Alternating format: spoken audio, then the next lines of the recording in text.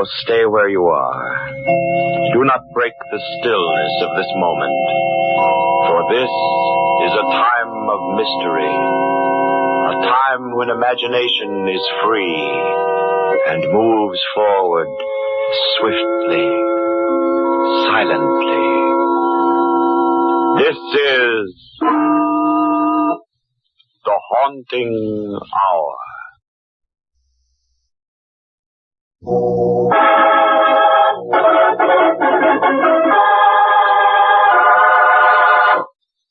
Ptolemy's grave.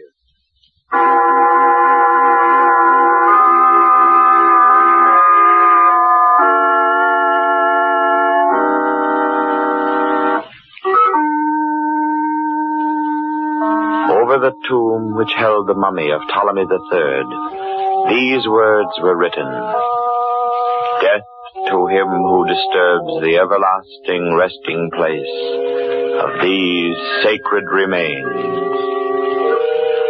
2 weeks ago, William Cartwright, a famous Egyptologist, defied this curse. He bought the mummy, had it sent to his home. That same day, he slowly walked down the stairs from his upstairs study. His wife, Martha, heard his familiar footsteps in the hall, over the stairs. But she did not know that her husband was then walking into a nothingness, that he would completely disappear, leaving no trace of his whereabouts. Now, it is 2 o'clock the following morning. The Cartwright house is still. A taut feeling of mystery hovers in the air. Martha Cartwright is dreaming of her missing husband. And in her dream, as in her waking hours, she is haunted by the fear of Ptolemy's curse.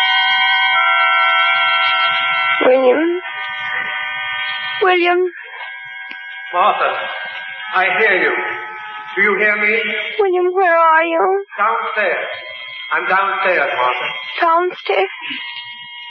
Here in our house? In our study. Come to the study, Martha. I'll come, William. Here in the study, Martha. Come to the study. Yes, William. The study. I'm here, William. Here at the study door. Look for me. Where are you, William? Look for me, Martha. Darkness. Can't see you. Come over the carpet to the mummy case. To the mummy case. The mummy of Ptolemy III. Yes. Yes, William, I'm here. Look at the mummy closely, Martha. I am looking, William. Don't you see? All I see is a strange, misty light. Like a halo. Shining, glowing about the mummy. Lean forward then, Martha. Look closely. Look closely. No, I can't. You must, Martha. Look at the mummy's face. The face? Can't you see, Martha? Can't you see what it is? No, it's just... I don't know what you mean. The features, Martha. Don't you see anything different about the features? Gray, shrunken, shriveled skin. Gray and horrible. But the lips, the forehead, the eyes. Don't you see, Martha? Have you forgotten so soon? Forgotten? I remember you, William. I'll always remember you. But if the eyes were open, if they were open, Martha, could you... Look, now they are open, Martha. Yeah. I see. Now I see. William, the mummy has your face. Yes, Martha, that's it. The mummy and I, we're the same, Martha. The same. The same?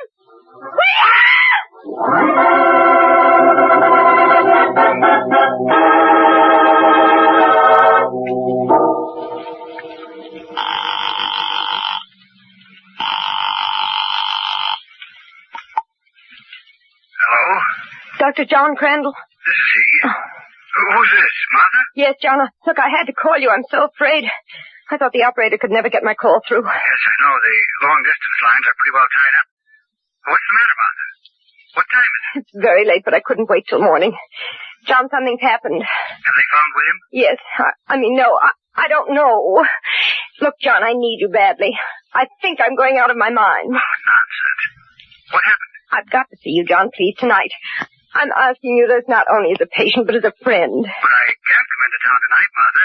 Oh, you're all right. It's just your imagination. No, I thought it was a dream. Well, I've got a job here that's got to be finished, but I can leave the hospital early in the morning. Come as soon as you can, please. I promise, Martha. Now take hold of yourself. Control is the word. Remember. I'll try, John. I'll try.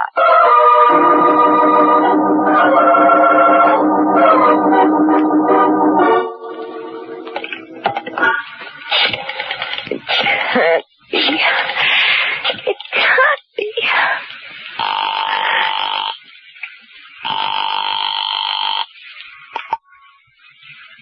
Hello. Is this Mr. Kroll? Yes?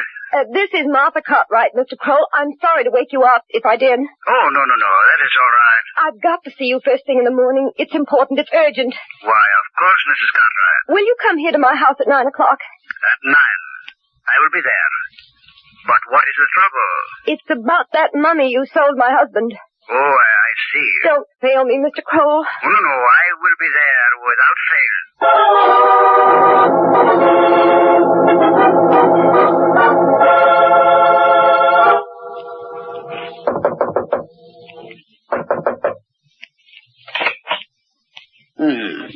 Mrs. Cartwright? You're Mr. Kroll. Yes. Come in, please. Thank you. You're the gentleman who sold my husband the mummy, aren't you? Yes? Well, I want you to take it away. Take it away? Yes, immediately. You're here right away. But, Mrs. Cartwright... I'm sorry. I'm terribly upset. No, I understand. How soon can you take it away? Perhaps tomorrow morning. Oh. But what do you want me to do with it? I don't know. I don't care. Sell it or give it away. Do anything you want with it. Well, that will be very difficult. You see, one reason your husband was able to buy it was... Well, perhaps we'd better not discuss it right now. You mean it's cursed? Yes. Misfortune has always been attached to it. Do you believe in this curse? I have specialized in the art and civilization of the pharaohs for 20 years. My experience has taught me to respect their ideas. Yes, Mrs. Cartwright, I believe in the curse. Can you tell me what the curse says? Death to him who disturbs the sacred remains. A death of torture, of maddening pain. Death in its strangest form. And now that my husband is dead, I may be the next victim? You must take it back. Please, Mr. Kroll, I can't have it here another night. I haven't slept for days. I can't keep my eyes open, but I'm afraid to sleep. Why don't you leave this house until tomorrow? I can't. I'm expecting my doctors. Then perhaps you will be able to take a nap before he arrives. Perhaps. Well, thank you, Mr. Kroll. You'll take it tomorrow, then. Yes. Goodbye, Mrs. Cartwright.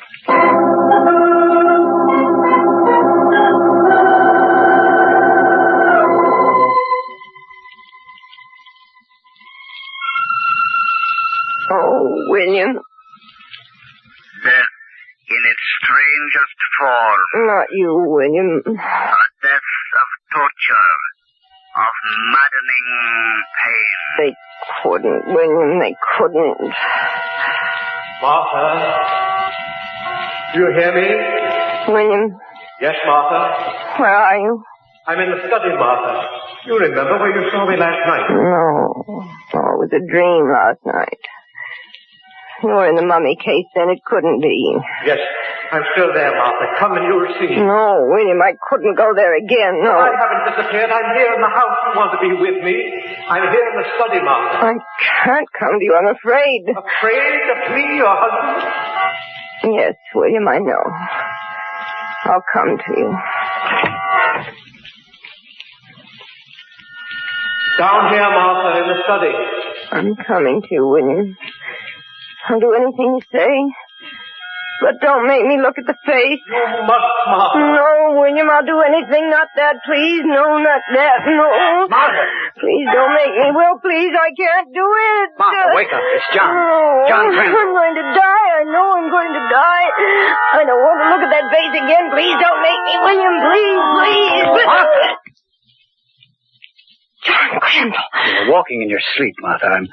I'm sorry I slapped you, but I had to wake you. Oh, you're here, John. Thank heavens you're here.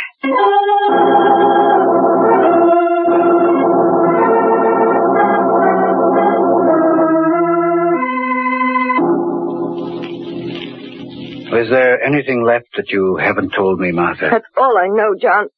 I'm not going crazy, am I? No, Martha. As a psychiatrist, I can tell you that you're not going crazy. This is all the result of the shock of Will's disappearance. But that doesn't explain the curse, John. What about... Nonsense. Civilized people don't believe in curses. Those statements were inscribed on tombs to frighten away grave robbers. It's so hard for me to believe that now. Martha, I want you to make an experiment with me. What? Let's go into the study together and look at the mummy. Oh, no, but I can't. You've got to. It's the only way you can overcome your fear. Now, just let me prove that it's only your imagination and nothing more. Please, if no. you want me to help you, Martha, you have to help me, too. Come. All right. That's it. Here's the study. Where's the light switch? John, wait. Don't turn on the light. But, Martha, It's there, John. You see it? You see that misty light? It's just the moon coming through the blinds. No, it's the mummy. Look at it. The mummy? You see it? That gray light shines around it. I'm not sleeping, John. I'm here with you. And look at that face. Look closely, John. I am, Martha. You see that face? William's face? As though it were dead for centuries? Is this a nightmare, too? No, it's not a nightmare. I see it. Then that mummy is William's body. It's the curse of Ptolemy III. That you laughed at, John. You laughed. Martha. Now William's gone. He's dead. Martha, please. And I'll be cursed just as John was. You don't believe that. I do. Why didn't he believe it when they told him? Now it's too late, don't you see? Now I'll die as William died. Because now the mummy belongs to me.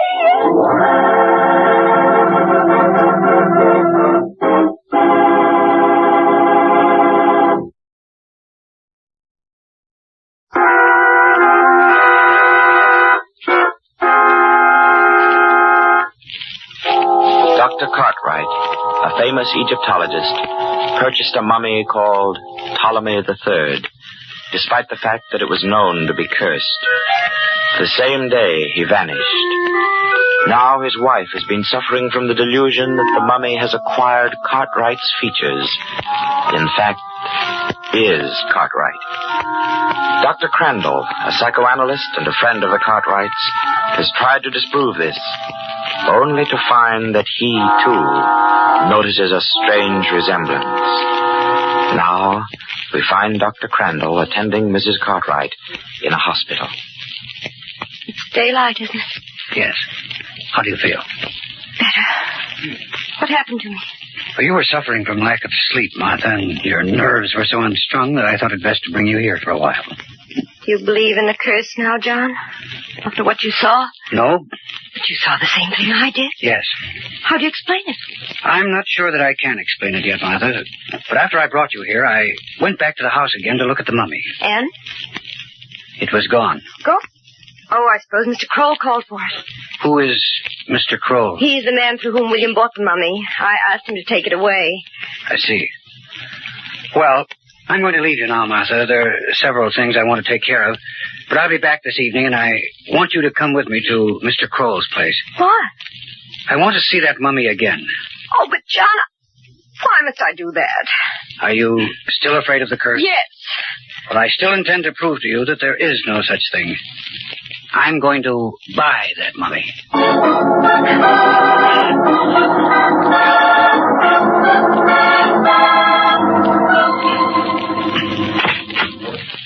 Good evening, Mr. Kroll. Oh, Mrs. Cartwright. And... This is Dr. John Crandall. Oh, good evening. How do you do, sir? Mrs. Cartwright brought me here so that I could see the mummy of Ptolemy III. Of course. May I ask why you wish to see it? I'm interested in buying it. I've tried to convince him that it's cursed, Mr. Kroll, but he doesn't want to believe it. Many men have refused to believe it. It is only fair that we inform those who intend to buy, and the rest is entirely up to them. Now, if you step this way, please. The mummy is in my workshop. Thank you. I notice you have many other mummies here, don't you, Mr. Kroll? Oh, yes. I am known as an expert in repairing them. They are sent from museums and collectors all over the world. And which is Ptolemy III? In this sarcophagus right here. Will you open it? Why, of course, certainly. Now, just a moment, Martha. Don't go away. I want you to look at it. But John... It's very important. There you are, sir. There it is. Martha, is that the mummy we looked at last night? You see, I'm not sure. I saw it for only a few minutes. It looks the same, but... But what? The faces... the features are not so familiar.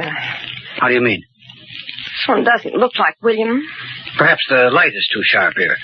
Do you think you could turn the lights off for a second, Mr. Kroll? No, Mr. Kroll. No, I'm afraid. Martha, you know I'm not trying to hurt you any more than you've already been hurt by this whole affair. But I must get you to believe that there is no such thing as a curse of this kind.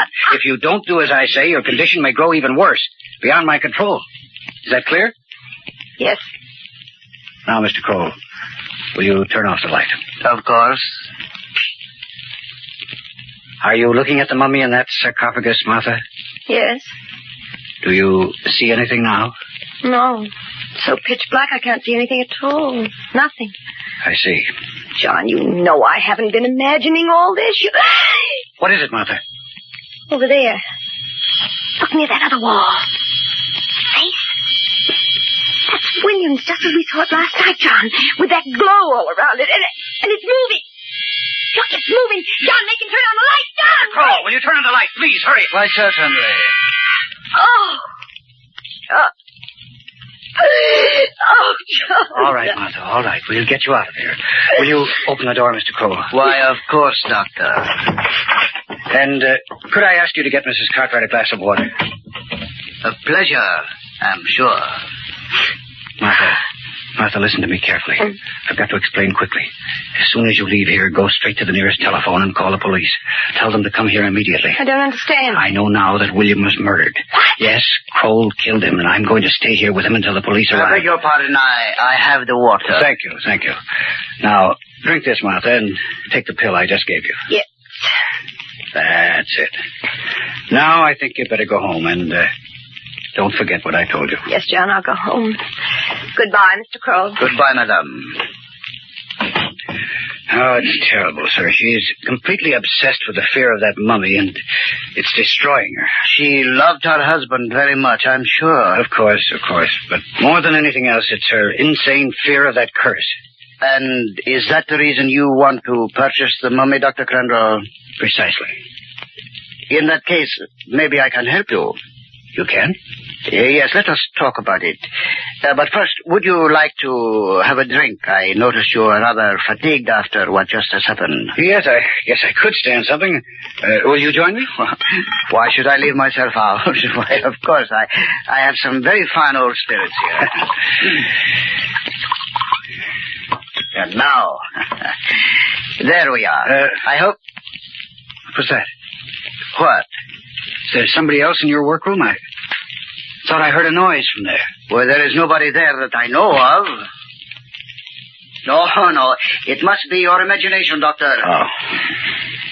Perhaps you yourself can take one of those pills you just administered to Mrs. Cartwright. Yes, she has been a very trying patient, I'll admit. Well, to her early recovery. Thank you, sir. Hey, dear, there is nothing quite like it, is there, eh, Doctor? Yes, it's very fine, I must say. Now, I don't like to hurry you, Mr. Kroll, but I'm very much interested in your idea to help Mrs. Cartwright. Well, let us start at the beginning. When you first came into the shop with Mrs. Cartwright and she looked at the mummy, she did not see anything about it that frightened her. Is that right? Right. But when you suggested that we turn off the lights, it was then, for the first time, that she was aware of her, well, shall we say, her hallucination? And what do you suggest? I suggest that she have the mummy return to her house and then have her practice looking at it while the lights are on. And in this way, she might forget the hallucinations of seeing her husband's face. But suppose she is not suffering from hallucinations, Mr. Kroll. Well, you yourself saw what a change came over her when the lights were turned off. But she was not frightened by the mummy you originally showed her. No? No, Mr. Kroll. Mrs. Cartwright saw the mummy you didn't want her to see. The mummy that you took from her house. The mummy that happens to be no mummy at all, but is, in fact, the body of her husband. You know that? That was why you hung a curtain in front of that mummy before we arrived. And how did you know it was behind the curtain in my workroom? Because of the glow of light around it. I could see that glow when the lights were turned off, so I took the curtain away completely. That was what made Mrs. Cartwright think it was moving. Oh, I see. You are a very astute doctor. Could you tell me, perhaps, what you think made the misty glow? That's simple. It was the natural body gases and fluids which you forgot to extract before you applied your preservative to Dr. Cartwright's corpse when you mummified it. You are quite right. That was the only mistake I made. There are certain things that you can't hide, Kroll, such as your bleached hair and beard. Your real name is Cavarella, isn't it? Oh, so you are not only a doctor, you are a detective as well. Well, you see, I knew that William Cartwright was one of the foremost Egyptologists in this country. And as such, he was often called upon to testify as an expert witness in many fraudulent cases connected with the culture. How so? Yes. So I went through those cases with the district attorney on the assumption that one of those defendants was connected in some way with Cartwright's disappearance. And the district attorney told you about me? I found out that you'd been convicted in one of those and sent to prison for 12 years on the basis of Cartwright's testimony. Oh, well, we all make mistakes, Dr. Crandall. Even you. What do you mean? That drink you just had. It was poisoned. And in a few more minutes, perhaps, you will be dead. But I promise you one thing. I will not make the same mistake on your corpse that I did on Cartwright's. So, you... My throat. You are beginning to feel the effect of the poison. You can't get away with this. I'll come back after I'm dead. I am not the superstitious one, Doctor. I can't breathe. My throat. Dead. And now, before Mrs. Cartwright can return with the police, as you have instructed her, Jonathan! Mrs. Cartwright. Yes, I want to talk to Dr. Crandall. You've killed him. Yes. And I am very glad you have returned. What are you going to do? Well, you see, I was just about to change Dr. Crandall's features completely so that I would not have a repetition of the same trouble. Although I did not want to kill him, I guess I was a little hasty. It was you I should have killed, my dear Mrs. Cartwright. Katrine? So you were not to call the police, eh? But they will never find out. Not with my way. You'll find out. You can't do this. You can't get away with it. To the police, it will be just another disappearance. A disappearance caused by the curse of Ptolemy. People like to believe those things, Mrs. Cartwright. No. You can't do it, Kroll. For you, Dr. You didn't believe me, Kroll. I told you I'd come back. John! Not true. It can't be. You feel the pain, Kroll. The pain in your throat. I feel it. Yes, I do. What is it? In your chest, and now it's around your heart. Oh, no. God. Yes, it is. Coming to my heart. I can't breathe. Oh, it's choking me.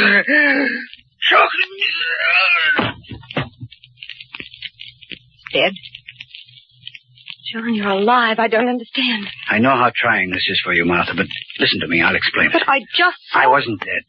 Kroll offered me a poison drink, but I distracted his attention by pretending to hear something outside. Oh. When he went to look, I switched the drinks, and he was the one who got the poison. When I saw you there, I thought the mummy's curse had worked again. No, Martha. That curse we talked about so much was only Kroll's own invention, and it came back to him. If he'd never thought it up, he would never have died as a result of it.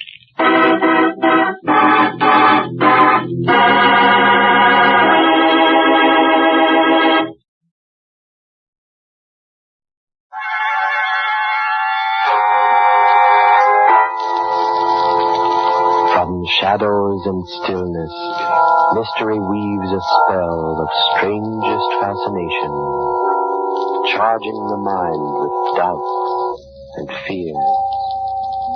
For mystery is a strange companion, a living memory. In the haunting hour.